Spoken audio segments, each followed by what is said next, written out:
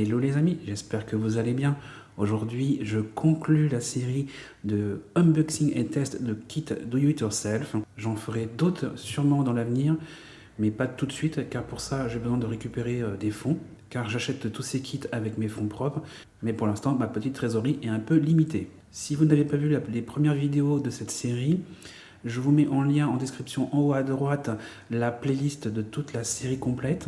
N'hésitez pas à y jeter un coup d'œil si vous êtes intéressé par les kits Do It Yourself ou que vous voulez mettre un pied à l'étrier dans le monde de la customisation et de la lutherie. Je pense que ça peut vous intéresser. Alors, quelle est la conclusion de toute cette série au niveau des kits Do It Yourself ? Est-ce que ça vaut vraiment le coup de les acheter? Est-ce vraiment bien pour commencer la customisation de guitare? Peut-on apprendre le côté guitare tech avec? Est-ce que ça permet d'avoir les bases au niveau des réglages de la guitare, etc. De mon point de vue, je dirais oui. Est-ce que je suis vraiment objectif n'étant pas ni guitare tech ni luthier? Je pense que oui, car je suis débutant comme la plupart qui achètent ces kits.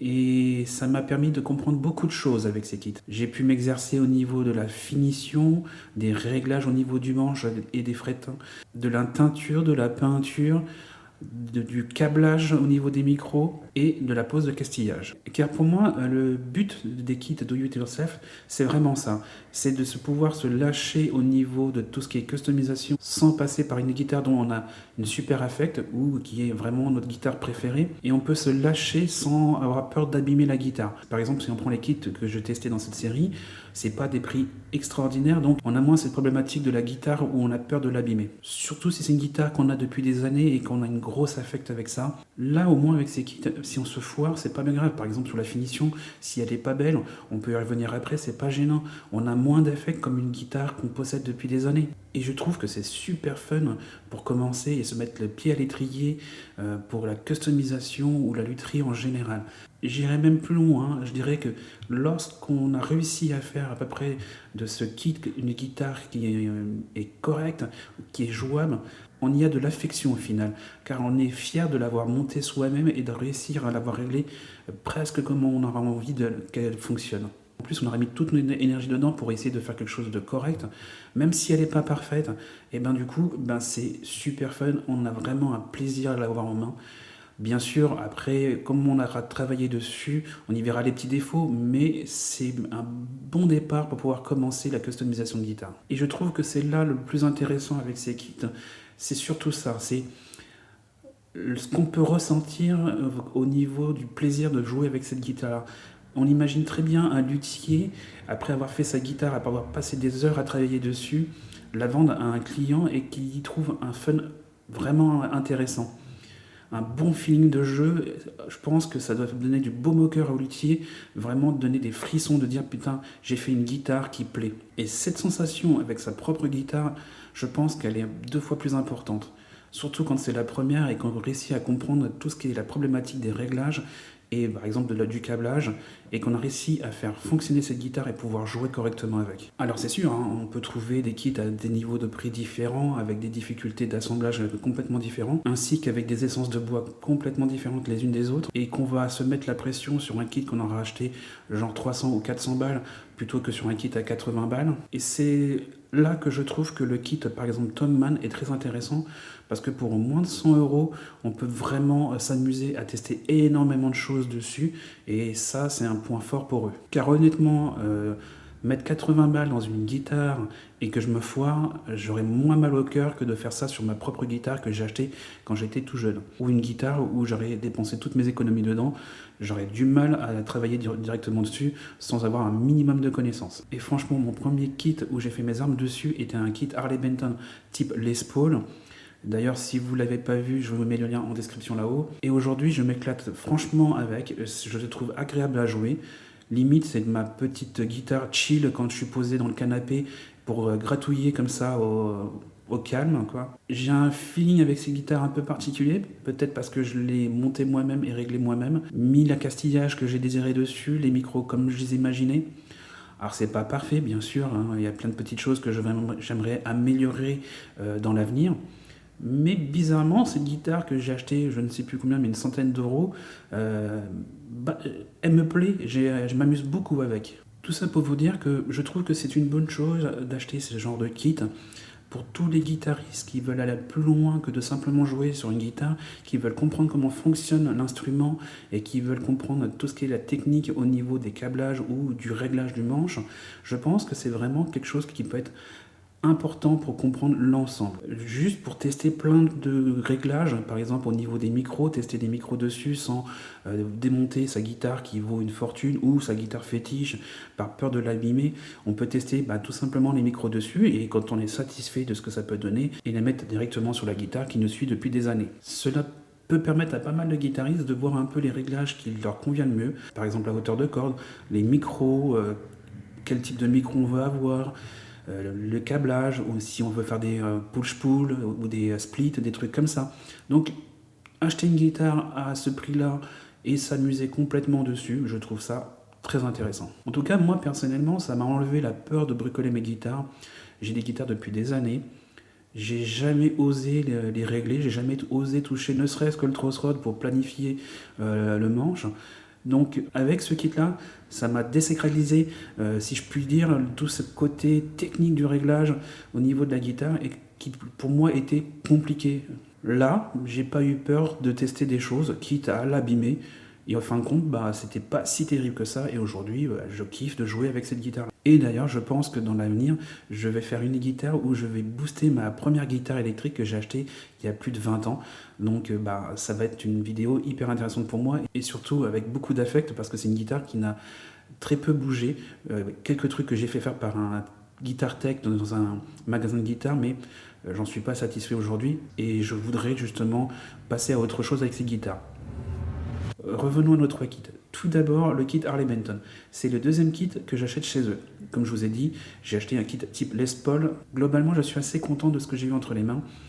Bien sûr, c'est pas du bois de top qualité, mais ça permet d'avoir une guitare intéressante à bas prix et pouvoir s'éclater dessus. Bien sûr, niveau bois et les finitions, surtout au niveau des défonces, il reste toujours des petits morceaux de bois, etc.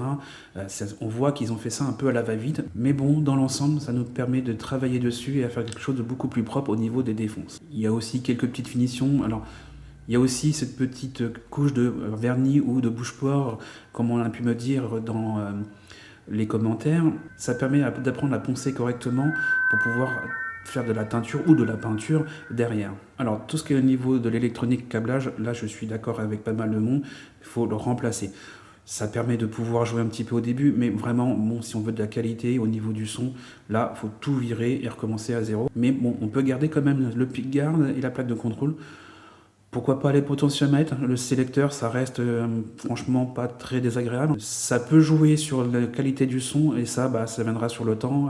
Même pour moi, pour l'instant, j'y connais pas encore assez, mais je sais que tel ou tel potentiomètre peut influer sur le son que vous désirez à la fin. Et si on n'a pas trop de moyens, l'accastillage peut dépanner pour le début. Ça fait le job, voilà, sans plus. Et beaucoup de ce que j'ai pu voir sur Internet, tous ceux qui ont eu un kit Harley Benton ou voir une Harley Benton, globalement, ils en sont assez contents. Franchement, c'est une guitare qui est pas très chère et avec qui on peut s'amuser. Bien sûr, c'est pas une guitare de luthier à 1500 ou 2000 balles. Faut bien remettre les choses dans le contexte. C'est des guitares qui sont d'entrée de gamme. Le kit de chez Guitar Fabric est le deuxième aussi que j'achète chez eux. Je suis d'ailleurs en train de finir ma guitare slash tribute avec un kit de chez Guitar Fabric. Si vous n'avez pas vu les vidéos, je vous mets en lien en haut à droite la playlist qui correspond à cette guitare. Alors là, j'ai eu plus de petits défauts sur ce kit que sur le kit type Les Paul. Mais bon, au final, ce sont des petits défauts minimes qui apprennent aussi justement à améliorer l'ensemble et à faire des bons réglages. Et je pense franchement qu'avec ce kit, on peut faire vraiment des guitares de bonne qualité ou qui soient vraiment jouables sur du long terme. Car déjà, la base du bois est de meilleure qualité que chez Harley Benton. Pour l'instant, c'est le site que je recommande le plus. Je trouve que dans l'ensemble, ils sont assez corrects au niveau des tarifs. Au niveau des délais, c'est assez rapide. J'ai encore acheté un manche chez eux il n'y a pas très longtemps et ça a mis 3-4 jours maximum à être livré. Ils vendent pas mal de choses, comme d'ailleurs dans les autres sites. C'est franchement correct au niveau des prix et les frais de douane sont compris sur la somme que vous payez. Vous n'aurez pas de surprise au final. Le kit Telecaster de chez Guitar Kit World est le premier que j'achète chez eux. Et je ne suis pas sûr franchement d'aller racheter chez eux, car déjà il y a ce problème de douane qui est une surprise au final. Donc c'est un peu la roulette russe à savoir si on va payer plus ou pas. Malgré tout ça, ça a l'air d'être un bon site avec beaucoup de choix et beaucoup d'essence de bois et avoir des kits globalement de bonne qualité. Mais hélas, je trouve qu'avec justement le prix du kit plus les frais de douane, ça vaut beaucoup moins le coup d'acheter aussi cher parce qu'on n'a pas une qualité supérieure aux autres.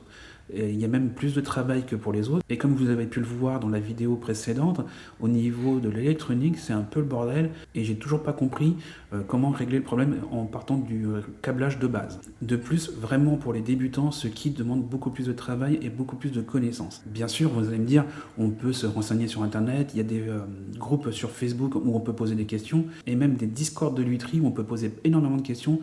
Et il y a une communauté qui répond avec plaisir et qui vous aide sans souci. Autant les 2 premiers kits avaient des guides d'assemblage assez compréhensibles. Le premier chez Tomman, il y avait carrément des photos avec toutes les étapes à faire. Chez Guitar Fabrique, c'est carrément en français, donc ça nous permet de bien comprendre. Là, ça a été beaucoup plus compliqué avec Guitar Keyboard. Déjà, il n'y a aucun guide d'assemblage dans la boîte. Il faut aller chercher sur internet la section d'assemblage. De plus, tout est en anglais. Et si on n'est pas fort en anglais et qu'on veut commencer à travailler sur un kit, c'est peut-être pas celui-ci qu'il faut choisir. Même s'il y a des vidéos pour montrer à peu près toutes les étapes, les vidéos sont pas de super qualité et difficiles à comprendre. Dites-moi ce que vous en pensez en commentaire, si vous avez déjà acheté l'un de ces kits, les problèmes que vous avez pu rencontrer, le travail que vous avez pu effectuer dessus, est-ce que c'est des guitares que vous kiffez de jouer avec? Est-ce que vous avez ressenti les mêmes choses que moi avec ces kits? Ou tout simplement vous n'avez jamais réussi à en faire quelque chose et que ça a fait du bois pour la cheminée? Ça m'intéresse vraiment d'avoir vos retours en commentaire. Ça me permet aussi de voir un peu toutes les expériences de tout le monde et me faire évoluer dans ce milieu de la customisation. Maintenant, je vais vous laisser avec une musique que j'ai créée avec les 3 kits en essayant de trouver un compromis au niveau des réglages de son et essayer de sortir quelque chose de vraiment sympa. Alors je tiens à préciser que je ne suis pas un grand guitariste, vous verrez pas un morceau hyper technique, mais au moins j'essaierai de faire quelque chose qui soit compréhensible et que vous puissiez vous faire une idée au niveau de ce qu'on peut ressortir de ces guitares. Si vous avez aimé cette vidéo, n'hésitez pas à mettre un pouce bleu. Si vous n'êtes pas abonné, je vous invite à vous abonner et à cliquer sur la cloche pour être notifié des prochaines vidéos que je vais poster. Vous pouvez aussi me retrouver sur les réseaux sociaux tels que Facebook et Instagram. Je vous mets les liens en description. Si vous désirez soutenir ma chaîne pour qu'elle puisse se développer dans l'avenir et que je puisse investir dans du matériel pour faire des vidéos de meilleure qualité, je vous mets le lien en description en bas. Sur ce, après tout ce long discours sur les kits Do It Yourself, je vous dis portez-vous bien et que la force soit avec vous.